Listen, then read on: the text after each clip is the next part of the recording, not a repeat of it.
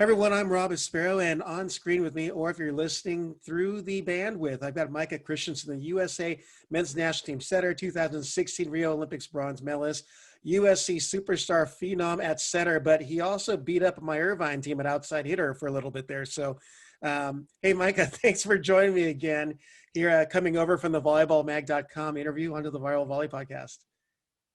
Appreciate you having me, man. It's been a lot of fun, and it's always great talking to you, Rob. And I What? really appreciate the shout out there as an outside hitter. Hey, Setter's got Towards arms. People don't know that. Oh, my arm's been dead for a little while, but it's fun. It's fun to dream. Hey, you did some damage. I remember those matches. I'll go pull the highlights in the Irvine reels and show you the damage you did to my team here. Oh man, those are the good old days. That was a lot of fun. Hey, I got to ask you now. During the season in Italy, it looks like you are the lone American on your roster.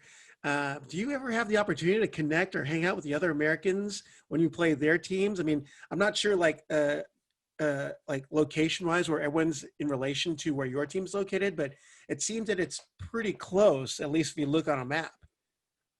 Yeah. So normally, pre-COVID. A Right. lot of you would go to a team's hotel. You would go to if we play on Sunday, we would go on Saturday to that team city and stay in the hotel, and Mm-hmm. then stay overnight and train in the morning, serve and pass, and then play the game on Sunday. So normally, if you got an American on the other team or friends, you drive to the hotel and you chat and you hang out after dinner for a little bit and catch up. So this year, there's a little bit less of that because you can't really go to the hotels anymore. You always have to be, we're being we're being controlled and not controlled in a bad way. That's an Italian word that I just translated into English. We are being taken care of very well and with the protocols Mm-hmm. and are taking it very seriously, which is a good thing. So there's probably a little less of that, but we do, when we're on the court Mm-hmm. in warm-ups, we're able to chat and catch up. And I'm being very close to Kavika Shoji, who's playing in Padova this year. Mm-hmm. Seen him a couple times. Our wives are really good friends. We do have two babies. Um, each of us have a child that are very close in age and good friends. So it's been fun to try to get together with them. Right. Um, Aaron Russell and James Shaw are in Piacenza that are close. I've had dinner with them, and Thomas Jeschke's in Verona, which is also very close, and we're planning on getting together all together. So it Excellent. is a cool thing. It is a cool thing to have a bunch of Americans in a decently close range. Yeah. Even during COVID, I imagine there's some challenges, but you're still able to do it then. Yeah, yeah. Obviously, we're trying to be real smart with masks and social distancing and all of that good stuff. But the players that are in the league are very much under some strict protocols. So we Mm-hmm. do have that reassurance as well. Well, even more current events on the court. And I know I spoke to you last week, and since I spoke to you, I believe your team has two losses, 1-3 matches that were dropped. And one of them was just Wednesday night, I believe. But, it's a pretty tight race in the Italian league there. Believe you had a 3-1 loss to Alliance Milano, and then Wednesday night, Trentino. We actually did not play. We I didn't was play wondering what Wednesday happened night. because on the website there was no results, and then it posted a 1-3 result for whatever reason. So clarify what happened there, because I know there's some really odd things going on because of COVID in all the European leagues. Yeah, so thankfully that wasn't COVID related. It was so they kind of have like each week, say like in the NFL, they have week 5 games. Mm-hmm. And so that was a week 5 game. It's going to be postponed or losing some connection here. There Yeah. we go. Oh, there we go. Can you So hear me now? yeah. So just go over that just in case really quickly about the week 5 explanation. Yeah. So that game, every other team played, but us and Trento on Wednesday. Mm-hmm. And so it was scheduled for, it's a week 5 game, let's say. Hmm. but it's rescheduled because Trento had some Champions League obligations that they have to play a bunch of games. Oh, okay. So things are subject to change. It wasn't like a surprise for us. We Okay. knew we weren't going to be playing that game Well, that's on interesting. Wednesday. It So posted as a 1-3 loss for you. I'm like, wait a second here. Now I feel super bad. It's back-to-back no, losses here no, since I've talked to you originally. no. Thankfully it wasn't. So we lost a bit of a heartbreaker against Milano, who's got a really good team this year. But yeah, we're on the up and up. We're going to be just fine, and we're playing Aaron Russell and James Shaw on Sunday. Oh, you jumped ahead of me. That's my next question. So, what do you expect to see against them? I mean, has James Shaw been starting in his lineups? And being that you're familiar with Aaron and James, do you have a little inside track? Well, I mean, at this level nowadays, you play against a lot of the top players in the world, a lot. Hmm. So you're able to, know their tendencies and know their second shot and their third shot. It just depends on which one they want to do in that particular moment. So everybody's really good at this level, Yeah, incredibly good. And you just try to take their best shots away and defend the others. And yeah. so even though I know the scouting report really, really well on Aaron Russell, it's still very hard to stop him. And You, but you just out jump him. You can do it. oh, that guy cannot out jump. That is not a battle I wanted to choose. But James is actually playing behind Gregory. Grosser from Germany. Yeah, George Grozer. I don't know how you say his first name. Everyone calls him It's George. George. Yeah, that's what Who I is saw. one of the best outsides or oppos in the world, has been for a long time. So James is learning from a really good one, and I think he's rehabbing some things as well. So Yeah. he's Well, they've got a Cuban on that team as well, Rydell Arazuelo, I believe his name is. yes, I yeah, remember he's a seeing him at the setter. Norseca Champions Cups. I was like, my goodness, they are loaded. Yeah, he's athletic. He's very athletic. They actually got another setter. They just signed another setter as well. Hmm. Um, I think 2 days ago or yesterday, and so he might be Baranovitz, who's ex-Italian national team setter, Hmm. um, who could come in, could start as well against us. So we'll see. We'll see what happens. Yeah. Well, let's find out more about your team. It's Leo Shoes Verona. Tell us about your team. So you've got Modena. Verona. See, I knew it. I should just let you say it. I'm always worried when I go international here. I try my best though. But you've No got a few. problem. Verona is where Thomas Jeschke's playing. Okay. Gotcha. Alrighty. Yeah, Well, we're I Leo just Shoes Modena. Sorry about that. Modena. Sorry. No So with problem. Modena, you got a few Italians, some Serbians on your team, Cuban, rounding out with the French standout libero Genia Grabinikov. Um, what are your expectations, outlook going on this season forward? Yeah. So like you mentioned, we have a lot of international players, and most teams are filled with international players this year. Really quickly, I think not a lot of people know this. In America, I know I didn't when I wasn't playing professionally, but in Italy and most leagues, but in Italy particularly, there's a rule for every team. You must have 3 Italians in the lineup at all times, on the Oh, court in the lineup at all times. okay. So you can have a bunch of foreigners, but you do have to have 3 Italian players on the court at all times. Um, that includes the libero, who can go out because the Right. middle blocker is serving. So in the rotation of 7 players, you must have 3 Italians. So regardless of how many foreigners you have, you still need to figure out a way to get Italians on the court. Um, so we do have a couple Serbians. One of those who is now naturalized Italian after living in Italy for 10 years, Hmm. which is Stankovic. So he plays as an Italian, which is a huge advantage for us. But we have a mix of older veterans and younger guys that are a little bit more inexperienced in let's say like big clubs that expect a lot of trophies and wins. Hmm. So it's been fun to battle, to learn together, to grow together. We have a totally new team from last year, which is Hmm. pretty rare. Um, so I'm setting let's see, 10 new guys out of 12. Wow. So there's a learning curve to find each other's, find each other's rhythms, learn the ball that each player wants to get. So Hmm.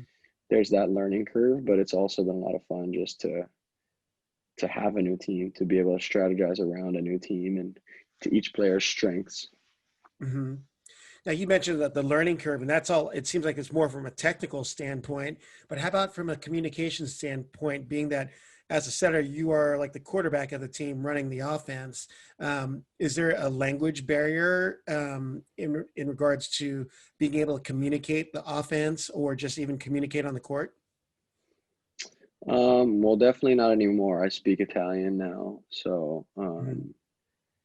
I'm super comfortable speaking Italian pretty fluently, and so that communication barrier is very much minimalized. Let's say since the first year. The first year I was here in Italy, luckily a lot of the players can speak a decent amount of English, especially the foreigners, the Mhm. Serbians, even Polish players, German players. They all learning English at a pretty high level. Right. Um, so I was fortunate to play with a lot of those players. But you also, in Italy, it's very common to learn the Italian verbiage of the volleyball terms quite quickly. Uh-huh. So Give me an once example. like libero is an Italian word, Hmm. and it was created because um, the libero means free in Italian. So it's called libero because they can enter and exit the court freely without doing a substitution. Right. So you learn things like that. Like ball is palla, so you can just like that's very like you're gonna hear that a lot um, in the on practice. So once you hear it for a week, you can kind of figure out ball, quick, high ball, Do they? higher, lower. Oh, they don't say, "Give me the gap, go ball." It's hilarious because I've played with Max Holt for a little while and he's calling gaps. He's giving me all kinds of American calls. And so a lot of my teammates now call those things gap and all those and a lot of the things instead of like in Italian, it's called like the seven, like a, or a shoot, like a setta is Shoot called. set. But Yeah. yeah, they call it like a seven. And so a lot of Oh, a my teammates seven. say, yeah. And so, yeah, it's like seven, but it's in Italian. It's called sette. But yeah, it's been funny to have Americans that are teammates that we have our certain types of communication throughout the balls, and then Yeah. the Italians hear it and they're like, "Oh, I'm gonna call it that just to have fun with it," and then they now it just become a habit. Well, how about if they say, "Hey, run the bick"? They don't call it big; they call it pipe. Thankfully, Okay.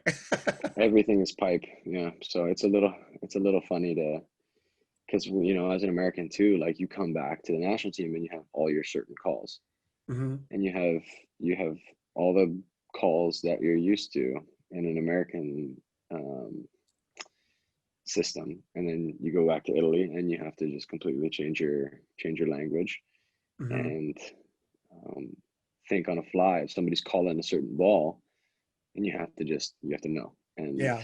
in a split second. And so you throw in the wrinkle of having two Americans last year, them calling the American calls and the Italians calling the Italian calls. And so it was a fun little language test for me. And that's why setters are the brain of the team. Come on. You know that. I know that. All right. Did I lose you? Still there? You, Lou? Oh, I think I lost you. There All we right. go. There we go. Back. Yeah. Yeah, I got you. I got you. All right. We try to be the brain of the team. We try Yeah. to be. That's right. The middle Sometimes we blockers fail. eat raw meat. The setters are the brain, and the muscles are the outside hitters and the pin hitters. Yeah, they just gotta do their thing. We'll Yeah. do the Yep. thinking for Yeah. Let's go to uh, with what you're dealing with now currently in league play, but with professional teams and sporting events being affected by COVID, is there a difference in the level of play and competition based on like COVID requirements, be it international, like travel, or you know, how has COVID affected the league play this year versus what you've seen in recent years on the international level?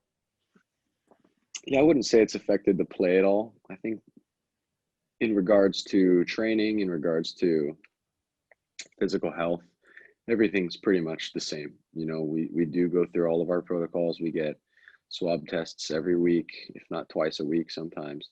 Mm-hmm. So we're very much taken care of.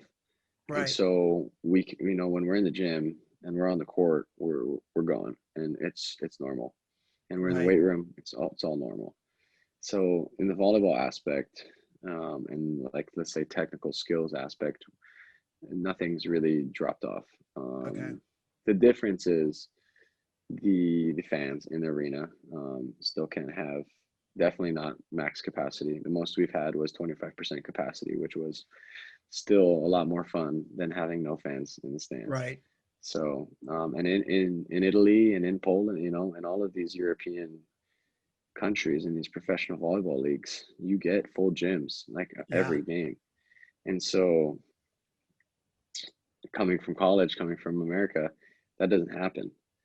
And so, everywhere my team has gone for a long time, even if they don't get full gyms normally, I don't know, when I've been lucky to be on two pretty premier teams, two clubs that are very premier and prestigious, and everywhere we went, it was a full gym.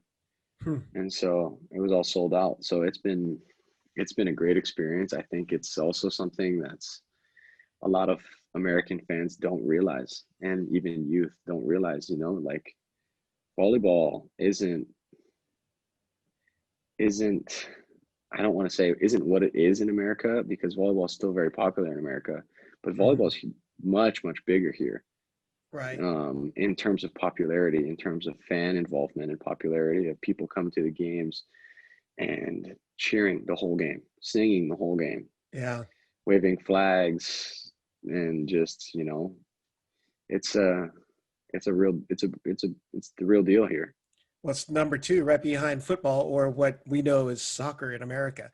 So, and they're filling their stadiums 100K, and volleyball is just the same. So, and they're smaller venues.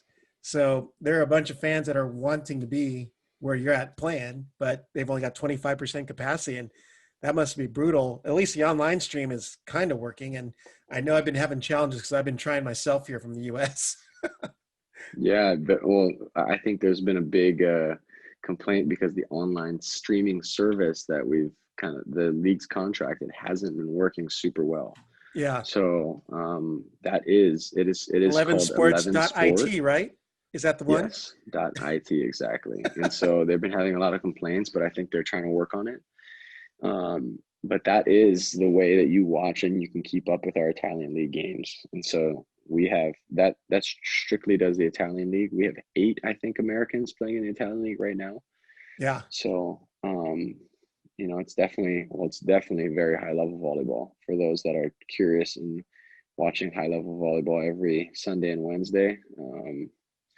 Definitely should try to tune into some Italian league, Superlega volleyball, because it's definitely got some of the best players in the world, and is I think unanimously decided as the strongest league in the world at the moment. Yeah. Well, I mean, figure you have a 6 p.m. match in Italy. That's 9 a.m. here. Go watch your match and go to church, or go to church early and watch your match.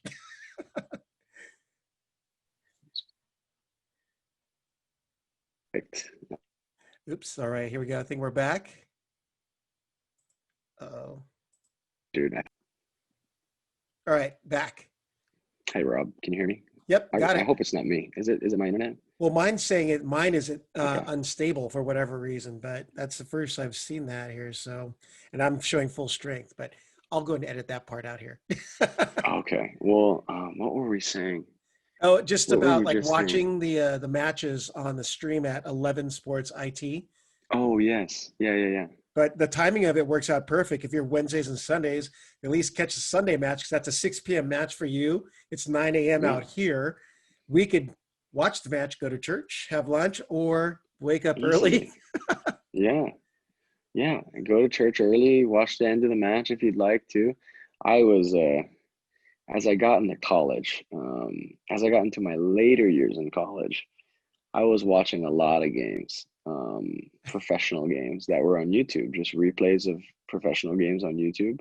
Yeah. Um, and and that's when I was like, oh wow, like yeah, this is a thing. This isn't just, you know, collegiate volleyball where, you know, obviously it was some of the best times I've ever had in my life, but it wasn't you sold out stadiums for the most part. Yeah.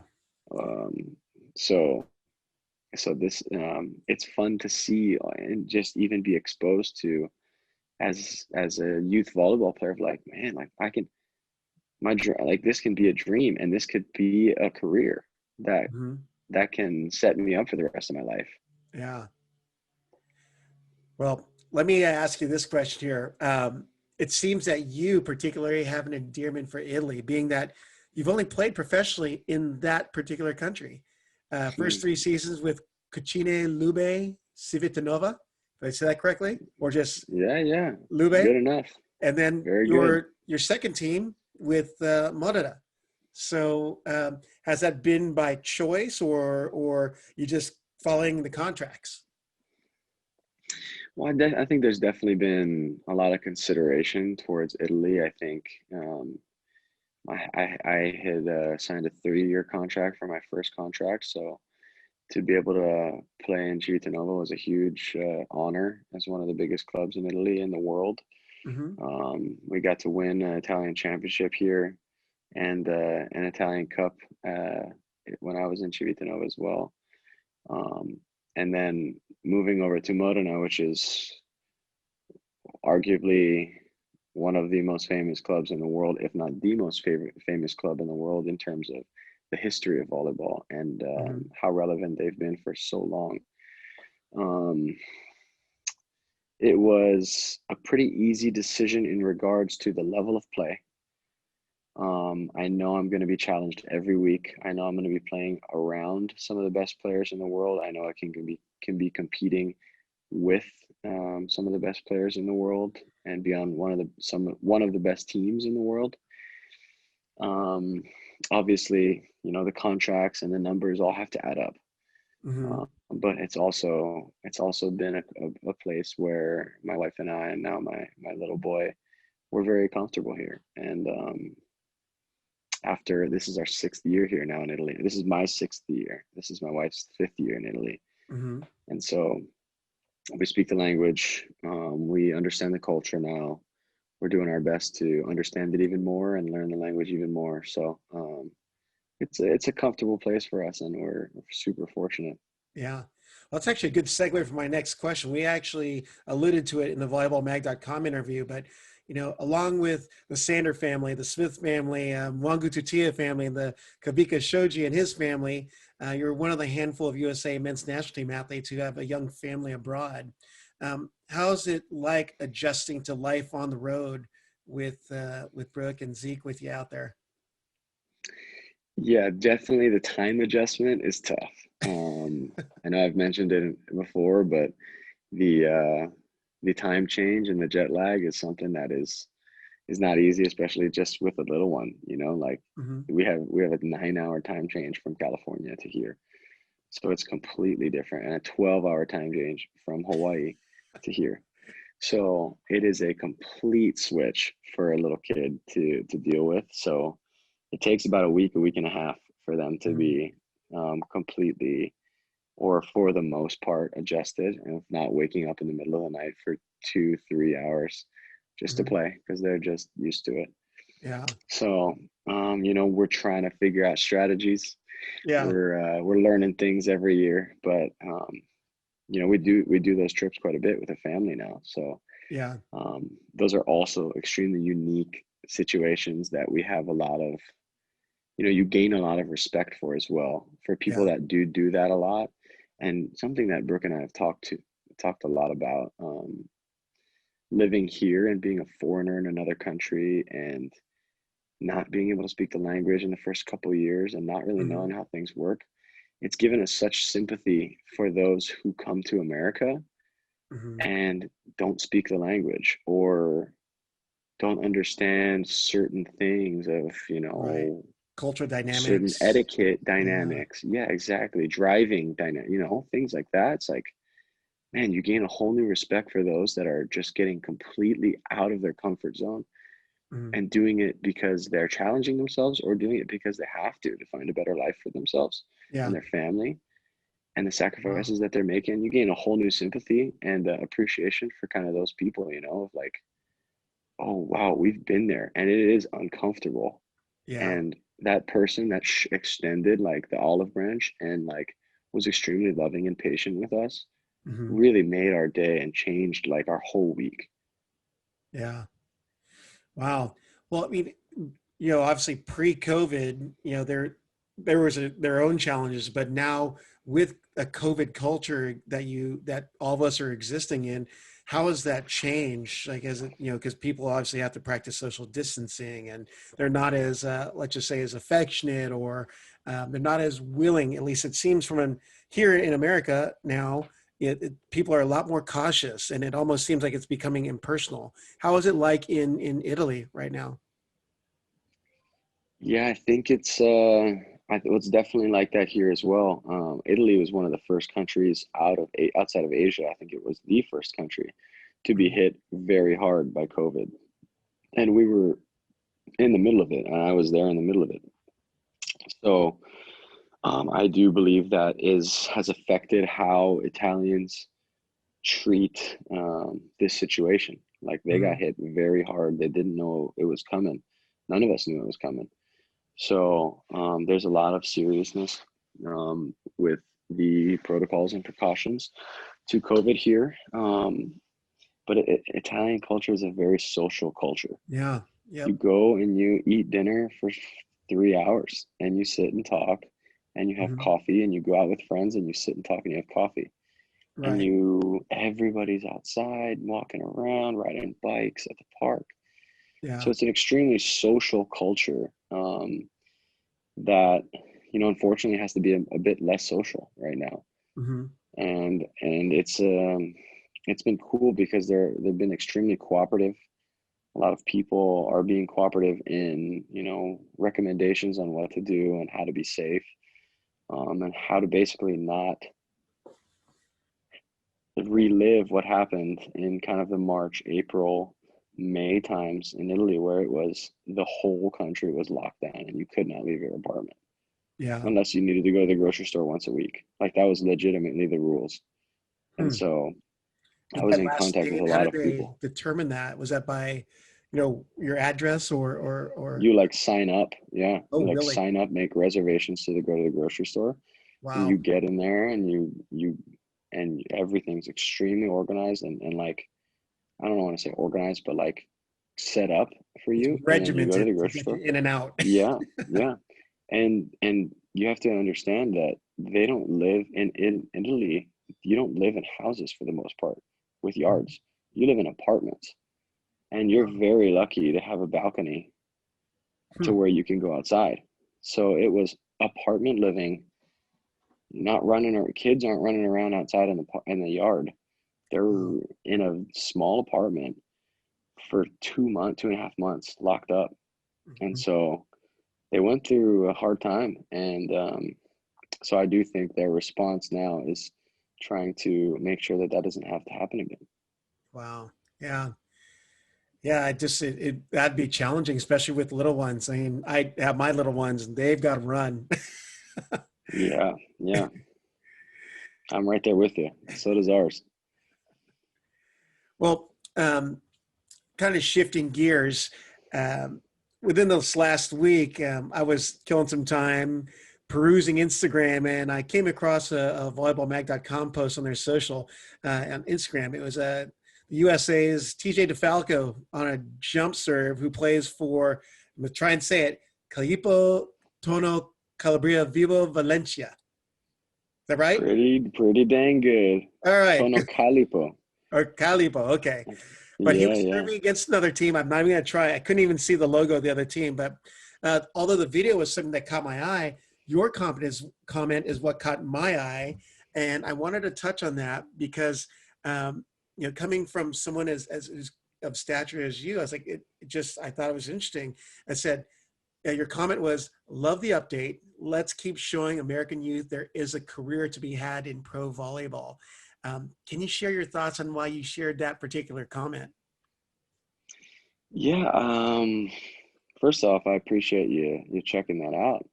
But I think it's such an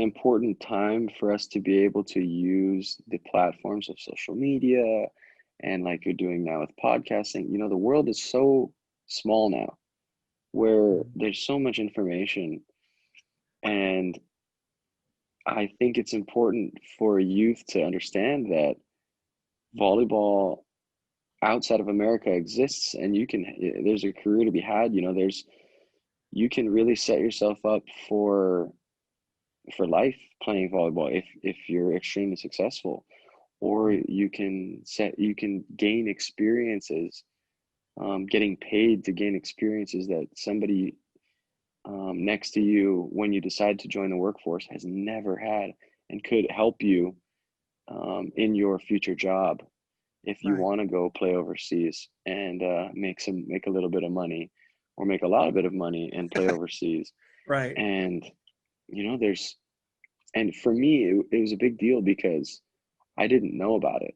I didn't know about it until I was in college, that Mhm. professional volleyball existed, and it was an organized, and I could see a career out of it. It was like, oh, I thought NBA, NFL, and that was it. Yeah. And then there was the Olympics. And so, and I'm like, okay, well, this is the NBA over here. Like, it's it's just I want to put things into perspective for especially American youth, especially male youth, because boys volleyball is not nearly as popular as it is in America as it is in Europe. Mhm. And so a lot of boys get turned off by that, or if you're making the decision and saying, well, volleyball is really fun. I love volleyball, but can I really like take it past high school, or can I take it past college? Because if I can't, then I'm just going to choose basketball, or I'm going to choose a different sport. Mhm. And so to be able to at least expose that fact and that reality that volleyball um, is something that you can pursue as a career. Mhm. Unfortunately, at the moment, there's no league in America for male volleyball players, but there's a lot of opportunity we have. There's a lot of different leagues in Europe and around the world that are great situations, that are fun leagues, that are professional clubs, and it's truly a joy to be able to play volleyball and be paid to play volleyball and to Mhm. have that be your job. Yeah. And so I do think that it's like it shouldn't be something that boys in America don't realize is an opportunity for them. Right. Yeah. Well, hopefully, I know that when the newest CEO of USA Volleyball, Jamie Davis, one of his bullet points, his plan was to establish a pro volleyball league in the USA. And we've seen some of the groundwork being done. The VLA, I believe it's called, and then obviously there's the NBA, which I'm not quite sure where they're at, but the efforts are being put in there, and I'd love to see our American, like our collegiate standouts, playing in that league, because we have an incredible amount of talent that goes far back. Even with you were in that pipeline of people, but as long as I've been following volleyball, the USA has always had a good deep pool of talent. So, um, but with it, it's actually a great segue into the next question, which I did not plan out. But without a doubt, the USA has maintained to be its powerhouse status in the world in both men's and women's volleyball, even without its own professional league. But how do male American players continue to be successful abroad, even without this pro league in the States, or just continue to be successful in playing? Yeah, I think that's a good question. I think the collegiate system is a huge help to that. I think getting the base of coaching of high level volleyball in the Mhm. collegiate experience. I think you are exposed to incredible, at least I was very fortunate to be at a school like USC with an athletic program Yeah. that's just gigantic. Yep.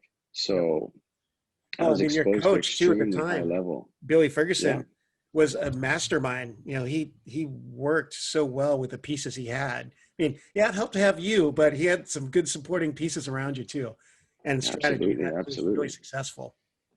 Yeah. So I think the collegiate system was so great for me as my personal experience to be able to learn different aspects of volleyball, how to be more professional, realizing that, I think the American collegiate sport system in general teaches you how to be pretty professional. It's very regimented.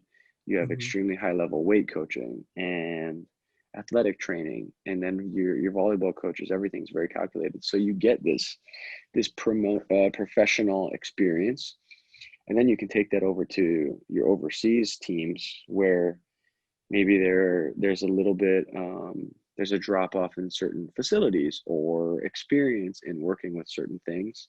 So you're able to take that and be individually at least a little bit more sustainable um, than some other players that I've seen that weren't able to have the college experience. So I think that,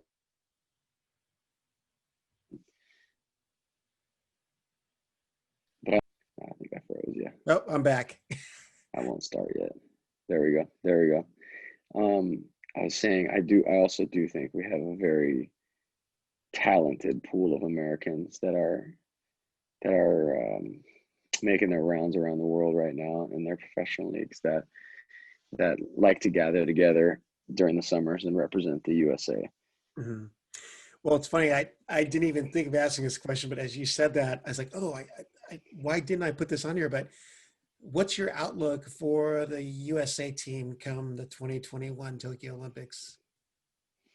Yeah, I actually think if they're able to still be had, which is a huge, prayer of mine, but I think it actually could be a big advantage for us, or it could be advantageous to postpone it a year because we did have Taylor Sander who needed to get shoulder surgery. Mhm. We had Thomas Jeschke who had to get shoulder surgery. So it does allow a one more year for us to get completely healthy with some of our big sticks to get a year of playing internationally under their belt. Um, not only just to just keep their rhythm and keep things going, but after two surgeries that you learn to play with what you got, or if it's the same, if it's better, or if it's a little bit more limited, you still learn your game after surgeries. Mhm. Yeah. Um, and kind of back to the college question, because I definitely want to get this highlighted, but what advice do you have for those wanting to play professionally after their collegiate careers? um, I would say get some tape, get good tape, and make sure you are able to get some video of yourself out to agents, that agents can then get those out to teams that need an outside hitter, that need a setter, that need a middle blocker, or any position that you may be. And then a huge thing that I mentioned earlier in this podcast that I did that I thought was extremely helpful to my development was watching high level volleyball. Mhm. Um, get on YouTube. Like YouTube is so, I still watch YouTube videos on volleyball all the time to watch different players, to watch highlights of different players, to learn, to Mhm. see how they're doing things. Like use those things that you have access to now that are just so incredibly accessible Mhm. to see high level volleyball, to get into the mind of high level volleyball players or high level athletes in general. Yeah. Just continue to use what you got to learn and just watch volleyball because there's so much to learn. Because in college, I can tell you there's college, the NCAA, American style college volleyball is very different Mm-hmm. theoretically and thematically to what you have in international volleyball. And so there's things that you can take from there, use things you can pick from international volleyball that guys are just doing over and over again. And you Yeah. guys that you've never heard of. There's guys that you've never heard of that are balling out. Yeah. And are extremely good players, technical players that just pass dimes, but don't get the big recognition because they're not killing a ton of balls, Yeah. but are so important and so integral to team success. Yeah.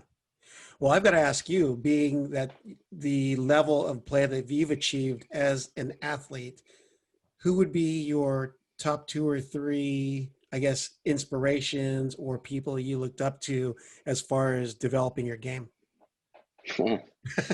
Oh man. I was just a huge basketball fan and player when I was growing up. Mm-hmm. So I didn't know a lot of volleyball like I've mentioned before. So I actually don't have like a volleyball inspiration All right. because that 2018 that won in Beijing, I would say their journey was like a very big inspiration to me. That was the first time I watched It's like a loy ball. like high level volleyball. I was like, yeah, I want to do. My connection's All crushing. right, I got you back. I can tell Yeah. it's cutting up. Don't worry about it. Don't worry about it. But that was the first time when I watched those guys win that gold medal, and I was like, Mm-hmm. oh, I want to do that. Like, I want to play at that level. I want that feeling. I want to win. Mm-hmm. What they just did, I want to do. So that's always been with me. Yeah. And then I took I watched a lot of like Larry Bird highlights growing up, and watching how his mentality and just like his supreme confidence and just mental He's just tough. strength that he had, man. It was physical strength, but mentally he was just incredible. And so that was something that I was like, that's kind of, I'd like to be a little bit like that. Yeah. And so those were kind of, I was a huge Dirk Nowitzki fan, but that was just because I tried to model my game after his. He was just, yeah, he was awesome. I thought that I played a lot like him in terms of offensively. So those were kind of like inspirations, but in terms of like mentality and like that kind of stuff, like Larry Bird was a guy that my dad kind of really, really enjoyed, and I started to look at, and I was like, oh yeah, I like that a lot. But I like to pick and choose a lot of things that a lot of people say and think, okay, that fits with me, or that doesn't really align with what I'm about. But they're doing it their way and they're having success their way, but I'd prefer to do it a different way.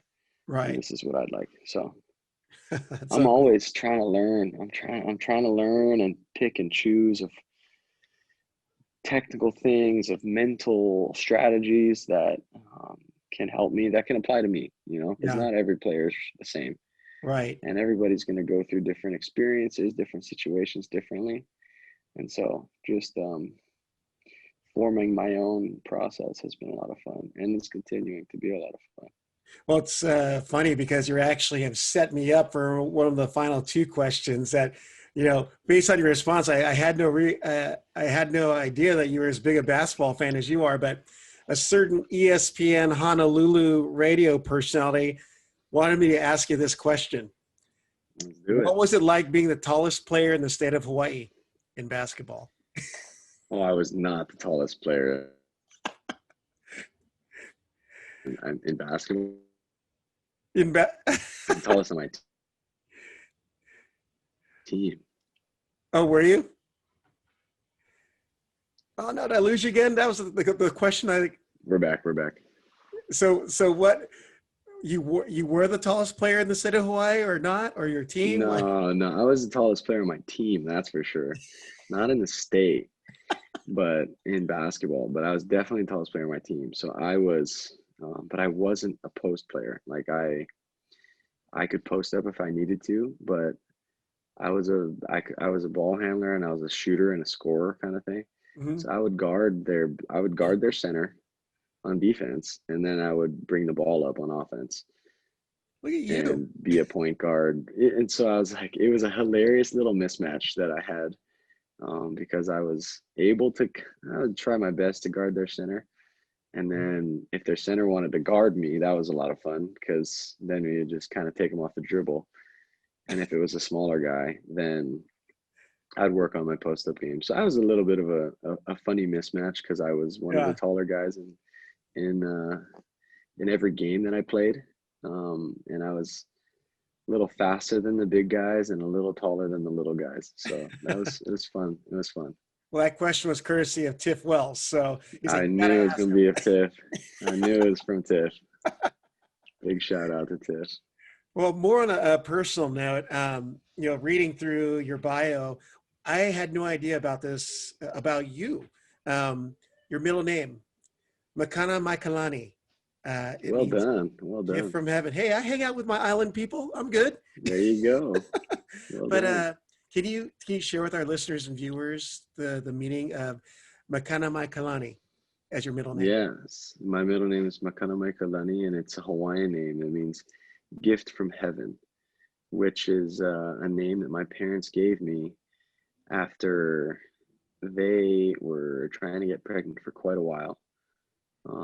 And had basically, I wouldn't say have given up, but we're ready to consider other options. And then they were pregnant with me. And so that was already a gift from heaven. And then my mom had to have surgery when I was pregnant with her in her abdominal region. Mhm. And when she was having surgery, there was a decent possibility that I wasn't going to make it. And they said that I was trying to get out before, when they were kind of open. I was trying to get out a little too early. And so that is why my parents named me Makana Maikalani, which is a gift from heaven, because I wasn't necessarily supposed to be all there. So, Mhm. and it wasn't like I was supposed to die or anything when my mom was having surgery, but the percentages weren't spectacular. Right. So it was a wonderful story, and that's kind of a part of the Hawaiian culture, is Right.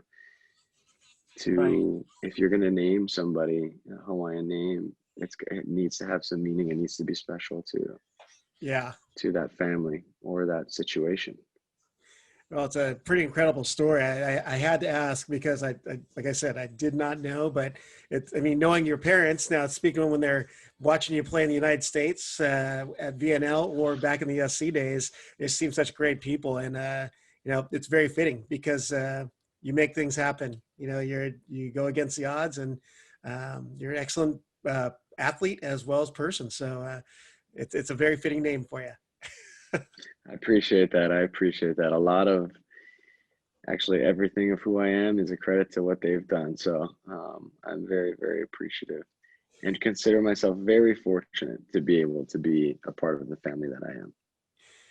Well, it's all good stuff, and I'm hoping that as we get out of this COVID culture and then we start opening things back up, that get to see it back here in the States and be at some VNL and maybe some other competitions, and then seeing you add some more hardware to that Olympic medal locker of yours, and seeing Oh you do yeah. those great things playing abroad, because I know there's so many great things even in front of you, during for your career. So. Appreciate you coming on both volleyballmag.com and the Viral Volley Podcast, Micah. Yeah, man. I appreciate you having me, Rob. I appreciate your time and your patience with me. I do apologize if I'm saying like random things in weird ways, because a lot of times I'm thinking like in Italian words as well. And they No, translate not at all. into the direct context. It maybe doesn't make a whole lot of sense, but Well, I've been doing my best. hey, you did incredible. And you're, if there's one thing I definitely want to ask, one more thing of you is, um, you know, what words of encouragement do you have for our listeners and viewers going through this time in history? Because we've heard it so many times. This is an unprecedented time in history, and we're having to adapt in ways that we've never seen before. But what advice would you have for them, or words of encouragement? Would I would say love others and put others before yourself during these strange times. I know a lot of people are going through some very difficult things that you may not know about, and so make sure you're loving others as much as you can before yourself. I think that that's pretty much a golden rule that I've tried to live by, and what my Lord and Savior tells me to live by.